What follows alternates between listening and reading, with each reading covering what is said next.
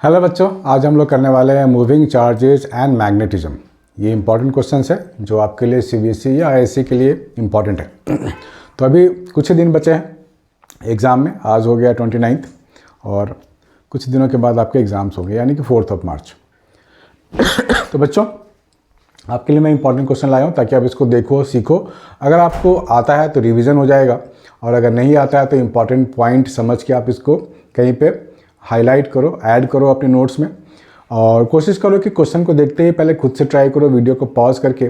नहीं आता है तो मैं पूरा सॉल्यूशन आप ही के लिए बना रहा हूँ। ठीक है बच्चों, तो आइए देखते हैं। पहला क्वेश्चन आपके सामने है, ये पहले भी आ चुका है question. Alpha particle and a proton of same kinetic energy are in turn allowed to pass through a magnetic field B. Alpha particle है, प्रोटॉन है ना, अल्फा है और प्रोटॉन है।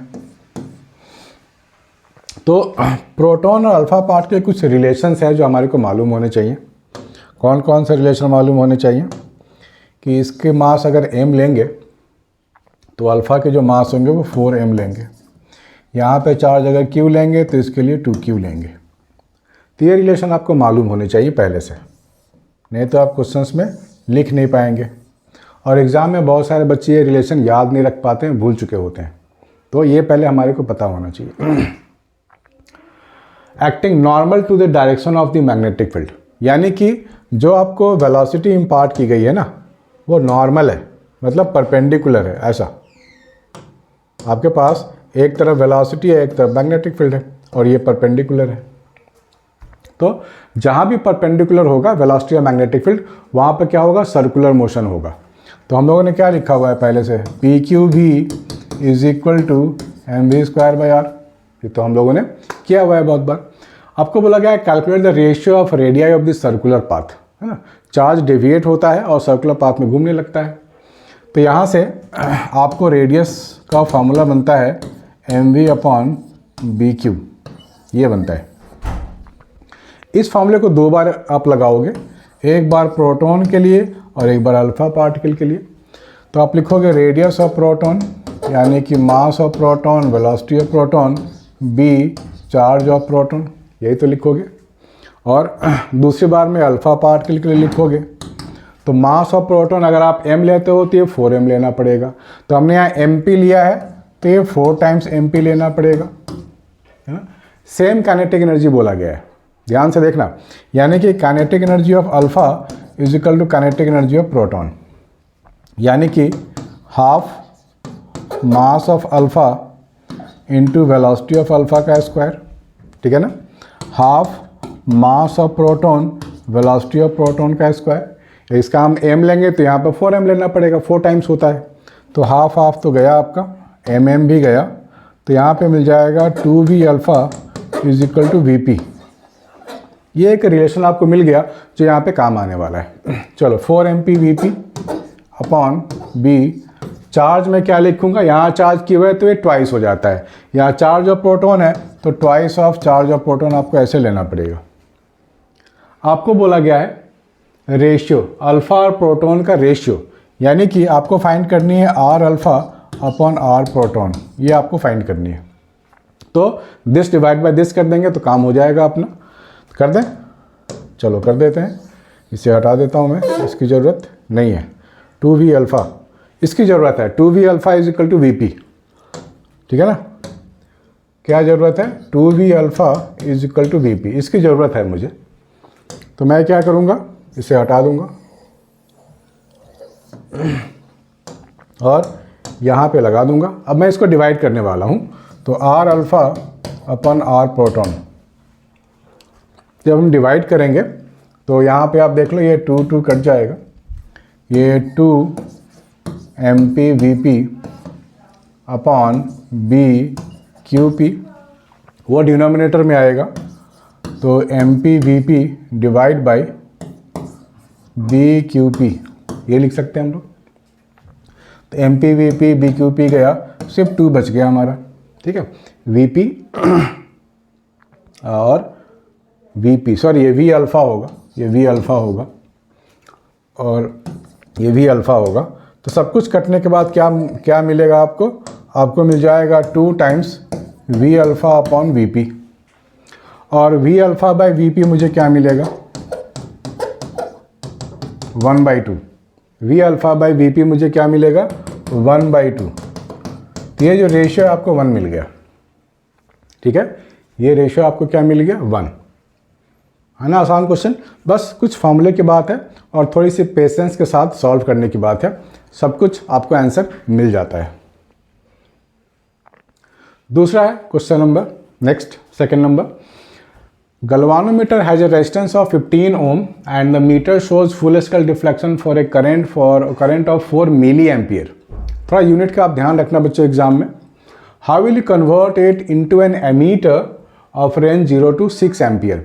एमीटर के लिए मैं थोड़ा आपको याद दिला दूं कि हमारे पास एक गलवानोमीटर हुआ करता था, इसके पैरेलल में हम लोग लगाते थे स्मॉल रेजिस्टेंस, जिसको शंट बोलते थे। How will you convert it into an ammeter of range 0 to 6 ampere, ठीक है, 0 to 6 एम्पियर हमारे को बनानी है। तो ध्यान से देखो, इसमें करते क्या थे हम लोग, करंट जाएगा तो कुछ करंट इधर जाएगा, कुछ करंट इधर जाएगा, डिस्ट्रीब्यूट हो जाएगा, कुछ इधर कुछ इधर। ये करंट हो गया आपका IG, ये करंट हो जाएगा I माइनस IG। तो गलवानोमीटर की जो रेजिस्टेंस है वो है 15 ओम, ठीक है, और 4 मिली एम्पियर करंट, यानी गलवानोमीटर में जो करंट जा रहा है IG, इसकी वैल्यू दी गई है 4 milli ampere, this one. How will you convert it into an ammeter of range 0 to 6 ampere, यानी कि जो मैक्सिमम करंट होता है वो I होता है, जो ये होता है, this is the maximum current. तो ये पैरेलल, एक तरीके से आपको पैरेलल सर्किट मिल रहा है, तो आप क्या करोगे, R into I minus IG लिखोगे, दैट इज IG इंटू जी लिखोगे। तो स्मॉल r की वैल्यू हमें पता नहीं है, I की वैल्यू 6 एम्पियर है, IG है मिली एम्पियर में, 4 into 10 to power minus 3, 4 into 10 to power minus 3, capital G यहाँ 15 है। अब आप ध्यान से देखो, 6 के आगे आपको क्या मिल रहा है, 0.004, यानी कि तो नेग्लिजिबल हो गए ना, तो 6 के आगे तो नेग्लिजिबल है, इसको आप हटा सकते हो। R इंटू 6, यहाँ से आप कैलकुलेट कर लो, ये हो जाएगा 15 इंटू 4, 60 इंटू माइनस 3, तो R आपको मिल जाएगा 10 into 10 to power minus 3, that means 10 to power minus 2 ओम।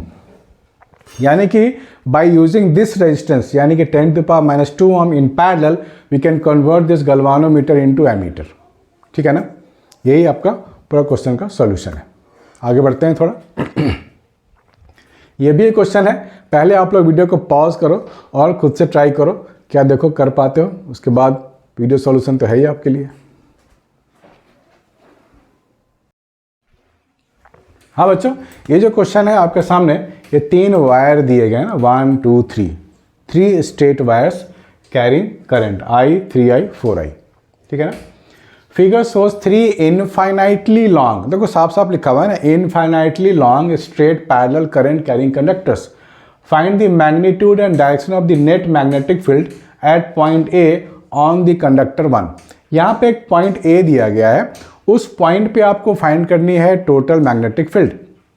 ये जो वायर आप देख पा रहे हो, इसमें करंट इधर है, इसमें करंट इधर है, दोनों में करंट बिल्कुल अपोजिट है, एक में इधर और एक में इधर। तो पॉइंट A पे आपको देखना है कि मैग्नेटिक फील्ड क्या हो सकता है। देखो मैग्नेटिक फील्ड क्या है, एक वेक्टर क्वांटिटी है ना। जब वेक्टर क्वांटिटी की बात करते हैं तो सबसे पहले उसकी डायरेक्शन के बारे में बात करेंगे, है ना। सबसे पहले क्या करेंगे, इसकी डायरेक्शन को खोजेंगे कि भाई ये मैग्नेटिक फील्ड पॉइंट A पे किस तरफ डायरेक्टेड है। तो पहले मैं वायर 2 की बात करूं तो आप वायर 2 को ऐसे पकड़ लो, पॉइंट A इसके ऊपर है, यहाँ कहीं पे है, ठीक है ना। अब आप देखो, thumb should be along current होनी चाहिए, करंट तो इधर है, thumb should be along current. तो आप ये 4 फिंगर का रोटेशन देखो, 4 फिंगर ऐसे रोटेट हो रहा है ना, this way, this is the magnetic field. लेकिन हमें पॉइंट A पे चाहिए which is above the wire, ऐसे। तो यहाँ पे टेंजेंट ड्रॉ करेंगे, वो अंदर जाएगा, राइट। 4 फिंगर ऐसे घूम रहा है हमारा, यहाँ पे टेंजेंट अंदर जाएगा, तो यहाँ पर जो मैग्नेटिक फील्ड होगा वो अंदर की ओर होगा, ठीक है ना। तो मैं उसको दिखा सकता हूँ क्रॉस ऐसे, वायर 2 के कारण अंदर। अब ये बिल्कुल अपोजिट करंट है, तो ऑब्वियस सी बात है कि वायर 3 के कारण बाहर की तरफ होगा, तो बाहर की तरफ वाले को हम लोग सर्कल डॉट से दिखाते हैं, ऐसे, मतलब बिल्कुल अपोजिट, एक अंदर दूसरा बाहर, ठीक है। तो अब बताओ कि मैग्नीट्यूड, डायरेक्शन का काम तो हो गया, मैग्नीट्यूड जो निकालेंगे उसका फॉर्मूला आपको याद है, magnetic field due to wire 2, मैंने B2 नाम दिया है ड्यू टू वायर 2, तो मैं क्या लिखूंगा, mu naught into current upon 2 pi distances R, equation 1। इसके कारण तो बाहर की तरफ है, तो मैं इसका नाम दे रहा हूँ B3 mu naught into 4i upon 2 pi 2r plus r 3r, equation 2, ठीक है ना। So B2 seems to be greater in magnitude, तो B नेट में क्या लिखूंगा, B नेट में लिखूंगा B2 माइनस B3, है ना। B2 क्या था, अंदर वाला, यानी कि नेट जो मैग्नेटिक फील्ड बनेगा वो अंदर की तरफ बनेगा। B2 माइनस B3 करके आपका आंसर आ जाएगा। तो मैं लिखूंगा mu naught I by 2 pi R, ये कांस्टेंट जो कॉमन टर्म है मैंने बाहर ले लिया, mu naught I by 2 pi R, यहाँ 3 बनेगा और यहाँ 4/3 बनेगा।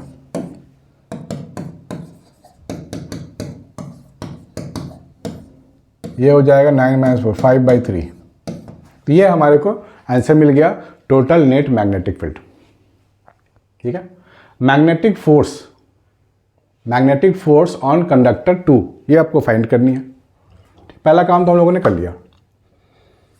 मैग्नेटिक फोर्स ऑन कंडक्टर 2 हमारे को भी फाइंड करनी है, तो कर लेते हैं ये भी,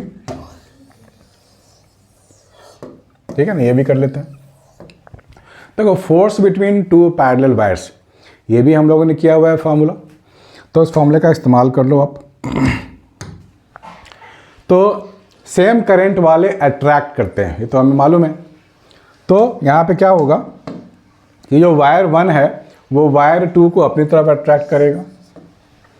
ये देखो अलग अलग डायरेक्शन में अपोजिटली डायरेक्टेड करंट है, 3 वाला इसको रिपेल करेगा, यानी कि वायर B तो भाई हवा में उड़ने वाला है, यानी कि वायर 1 की तरफ ये मूव करेगा।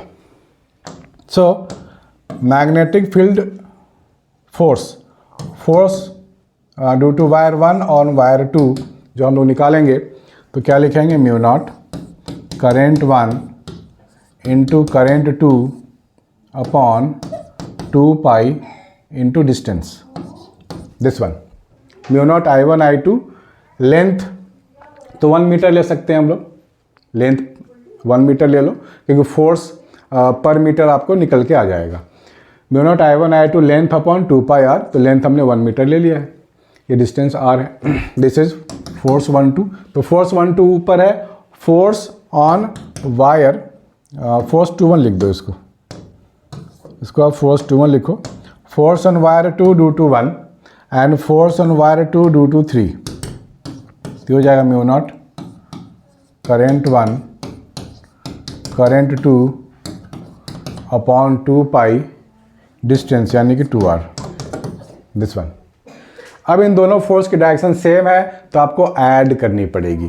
तो आप क्या लिखोगे, आप लिखोगे force net is equal to force 2 1 plus force 2 3, इन दोनों को अब आप ऐड कर दो।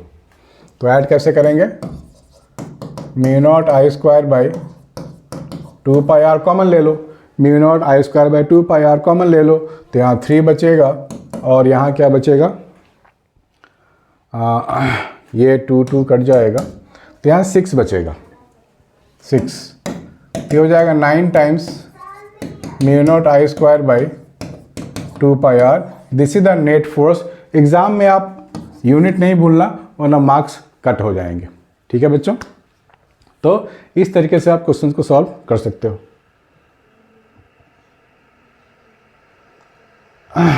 2 वाला देखो अपोजिट, यहाँ पे गड़बड़ हो गया थोड़ा सा, 1 वाला इसको अट्रैक्ट, 1 वाला इसको रिपेल करेगा, राइट, रिपेल करेगा। आपको यहाँ पर नेगेटिव लिखनी पड़ेगी, क्योंकि इन दोनों के जो डायरेक्शन ऑफ करंट है बिल्कुल अपोजिट है, सॉरी, रिपेल करेगा। तो F21 जो होगा, F21 वो इधर हो जाएगा और ये भी इसको रिपेल करेगा, F23 ये। तो आपको यहाँ पर 3 - 6 लेना पड़ेगा, ठीक है ना, सॉरी फॉर दिस, 3 - 6। तो यहाँ पे आपको मिल जाएगा -3, है ना, माइनस, ये माइनस, ठीक है। तो F21 यहाँ पर आपका जो F23 है वो ग्रेटर है, दिस माइनस दिस करेंगे तो पॉजिटिव आएगा, दिस माइनस दिस करेंगे तो नेगेटिव आएगा, ठीक है। सॉरी, तो सावधानी हटी, दुर्घटना घटी, ये चीज़ आप लोगों को समझ में आ गया होगा। थोड़ी सी भी गलती हुई तो पूरा गलत हो जाएगा मामला। दूसरा ये है, ये ऐसे भी बहुत सारे क्वेश्चन हम लोगों ने पहले किए हुए हैं, तो इसको आप लोग ध्यान से देखो और ट्राई करो, फिर आप वीडियो सोल्यूशन ट्राई करके देखना। तो बच्चों यहाँ पर आपके लिए है क्वेश्चन है, यहाँ पर एक इनफाइनाइट वायर दिया गया है, इसके सामने एक लूप रख दिया गया है, लूप में भी करंट है और इस वायर में भी करंट है, डिस्टेंस का फैक्टर आपको गिवन है, लूप की साइज भी गिवन है।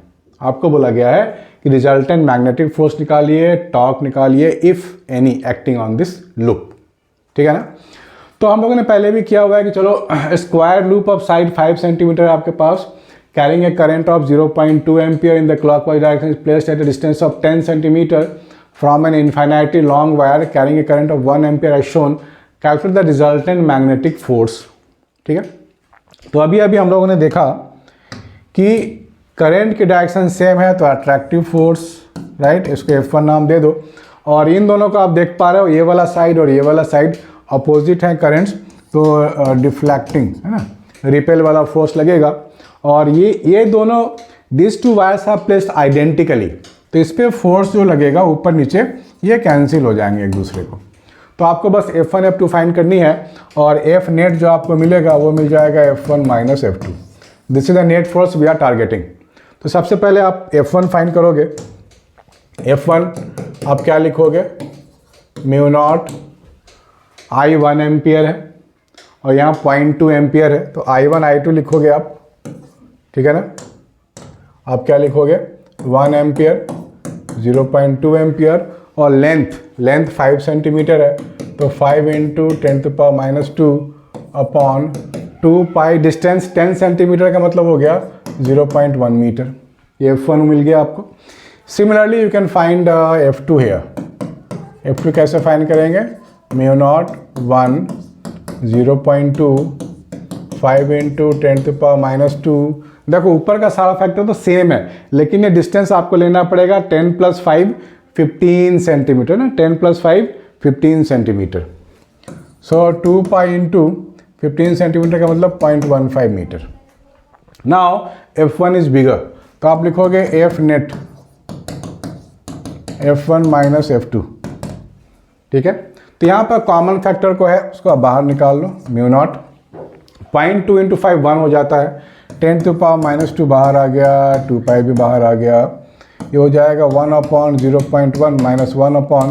1/0.15। ये आप लिख सकते हो।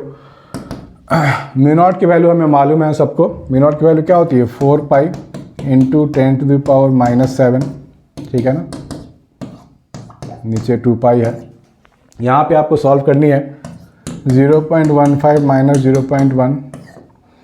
0.0.015, ठीक है ना, ये मिल गया आपको।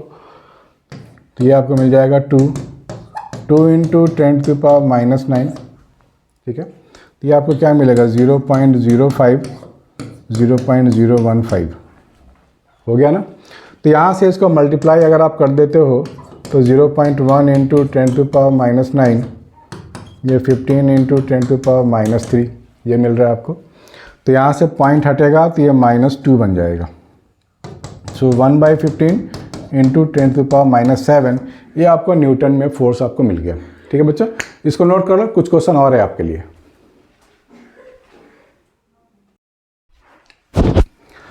असर्शन और रीज़न में भी बहुत सारे बच्चों को बहुत सारी दिक्कतें हैं, तो इसकी प्रैक्टिस भी मैं थोड़े से आपको बता देता हूँ कि कैसे करते हैं। बस कॉन्सेप्ट वाली बात है, अगर आपके कॉन्सेप्ट स्ट्रांग है, बेसिक आपके स्ट्रांग है, तो असर्शन रीजन हो या ग्राफिकल हो या MCQ हो या न्यूमेरिकल हो, सब कुछ आप कर पाओगे। अगर आपको किसी क्वेश्चन में प्रॉब्लम है, यानी कि कॉन्सेप्ट में प्रॉब्लम है, तो आपको बेसिक नोट्स में जाना चाहिए और बेसिक लेक्चर्स में आपको देखना चाहिए कि कहाँ पर आप लैग कर रहे हो। तो यहाँ आपको दिया गया है और बोला गया है magnetic field interacts with a moving charges only, है ना। अगर कोई चार्ज रेस्ट पे है, मूविंग नहीं है, तो उस पर मैग्नेटिक फोर्स कभी लगता ही नहीं है, यानी कि असर्शन ए तो सही है। क्यों सही है? हम लोगों ने फॉर्मूला भी तो देखा हुआ है ना, B Q B sine theta, right. Magnetic field interacts with moving charges only, यहाँ पे वेलोसिटी अगर जीरो हो जाए तो मैग्नेटिक वाला कोई फोर्स तो लगेगा ही नहीं चार्ज के ऊपर, ठीक। चलो, यानी कि assertion A is correct. Moving charges produce है मैग्नेटिक फील्ड। कोई भी मूविंग चार्ज जब मूव करेगा, कोई भी चार्ज मूव करेगा तो करंट होगा, करंट होगा तो मैग्नेटिक फील्ड होगा, यानी कि रीजन आर सही है, ठीक है ना, रीजन आर। तो आप ऑप्शन ए में टिक मार सकते हो, ऑप्शन ए में आप टिक मार सकते हो, ठीक है बच्चों। चलो नोट करते जाओ, ठीक है। तो कॉन्सेप्ट को तो स्ट्रॉन्ग रखना पड़ेगा बच्चों, तभी आपका असर्शन रीजन वाले सॉल्व हो पाएंगे, ठीक है ना। आगे बढ़ते हैं, एक और असर्शन रीजन है, the magnetic field at the ends of a very long current carrying solenoid is half of that of the centre, ठीक है ना। बात तो सही है। अगर हम मैग्नेटिक फील्ड की बात करें इनसाइड द सोलेनॉइड, ये बीच वाला पार्ट है, यहाँ के मैग्नेटिक फील्ड अगर बी है तो एंड वाले पे होता है जस्ट हाफ b/2, या फिर इस एंड पे भी b/2, ये फैक्ट है, ये होता है। Assertion is very fine. Magnetic field with in A sufficiently long solenoid is uniform. Sufficiently long, कोई अगर लंबा बहुत ही बड़ा है, यानी कि सफिशिएंटली लॉन्ग का मतलब बहुत बड़ा, तो ऑब्वियसली उसके अंदर ये होता है, हमें यूनिफॉर्म ही लेते हैं, है ना। कोई बहुत बड़ा सा सोलेनॉइड है तो फिर हम लोग मान के चलते हैं कि वो यूनिफॉर्म ही है। लेकिन ये इसके लिए एक्सप्लेनेशन नहीं है, ये तो अलग कह रहा है, कुछ अलग कह रहा है, ठीक है ना। ये इसको सपोर्ट नहीं कर, दोनों स्टेटमेंट सही है, but this statement is not supporting the assertion A, तो इसका आंसर हो जाएगा B. Both A and B are correct, both A and B are correct, but reason R is not the proper reason statement of assertion A. एक और करके देख लेते हैं। Energy of a charge particle moving in a uniform magnetic field remains constant. ये बहुत important concept है बच्चों, बहुत सारे बच्चे इसमें रॉन्ग आंसर लिख के आते हैं। मैग्नेटिक फील्ड में क्या होता है कि जो चार्ज पार्टिकल मूविंग है उसकी काइनेटिक एनर्जी कांस्टेंट रहती है, वो चेंज नहीं करता। इसका मतलब magnetic field is not doing any work on the charge particle. अगर कुछ काम होता चार्ज पार्टिकल पे तो कुछ रेट ऑफ डूइंग वर्क होता, यानी कि कुछ काइनेटिक एनर्जी चेंज होता, बट ऐसा यहाँ पे कुछ होता ही नहीं है, kinetic energy remain constant. So ये स्टेटमेंट सही है कि energy of a charge particle moving in a uniform magnetic field remain constant, work done by the magnetic field the charge is zero. Yes, reason R is supporting the assertion A, so इसका जो हो जाएगा option answer A हो जाएगा, है ना, option A, ठीक है ना, बढ़िया है। Circular current loop of magnetic moment m is an arbitrary orientation in external magnetic field. Circular कोई लूप है, ऐसे टांग दिया गया होगा circular loop, orientation external magnetic field, कुछ ऐसा मैग्नेटिक फील्ड भी आप दिखा दो hypothetically. The work done to rotate the loop by 30 degree about an axis perpendicular to the plane, about this is the axis perpendicular to the plane, इसको ऐसा rotate कर देना है, ठीक है ना। और बोला गया है वर्क डन, तो वर्क डन जो बेसिकली होता है वो होता है mb cos θ1 माइनस cos θ2। अब ये θ1 θ2 क्या एंगल है, पहले तो ये फॉर्मूला मालूम होनी चाहिए, उसके बाद आपको ये मालूम होना चाहिए कि एंगल है कौन सा। ये एंगल होता है बेसिकली एरिया वेक्टर और मैग्नेटिक फील्ड वेक्टर के बीच का एंगल ये होता है। लेकिन ये जो रोटेशन की बात हो रही है ना, the work done to rotate the loop by 30 degree, जब ये रोटेट करेगा तो इस एंगल पे तो कोई फर्क ही नहीं पड़ा, दिस एंगल रिमेन कांस्टेंट। अगर ये फ्लिप करता है, ऐसे रोटेट करता, राइट, तब ये एंगल कम ज़्यादा हो सकता था। लेकिन जब ऐसे रोटेट करेगा ना, ये एरिया वेक्टर तो ये है, ऐसे रोटेट करेगा तो मैग्नेटिक फील्ड और एरिया के बीच में एंगल पे कोई फर्क ही नहीं पड़ा, यानी कि this two angle remain same. तो आप यहाँ पे cos theta minus cos theta ले सकते हो, दोनों एंगल सेम है, तो ये पूरा फैक्टर आपको जीरो मिल जाएगा। सो जीरो वर्क डन वाला इसमें आंसर हो जाएगा आपका ऑप्शन डी, ठीक है बच्चों। तो ऐसे ऐसे क्वेश्चन ये काफ़ी इंपॉर्टेंट क्वेश्चन है बच्चों, जो ये बच्चे CBSE IISc में अपियर हो रहे हैं उनके लिए बहुत बहुत बहुत इंपॉर्टेंट कॉन्सेप्ट्स है और बहुत इंपॉर्टेंट ये फार्मूले हैं। तो सबको नोट करो बच्चों, और अपने डाउट मुझे व्हाट्सएप भी कर सकते हो, मैसेज भी कर सकते हो। तो मिलते हैं नेक्स्ट वीडियो में। Bye and take care.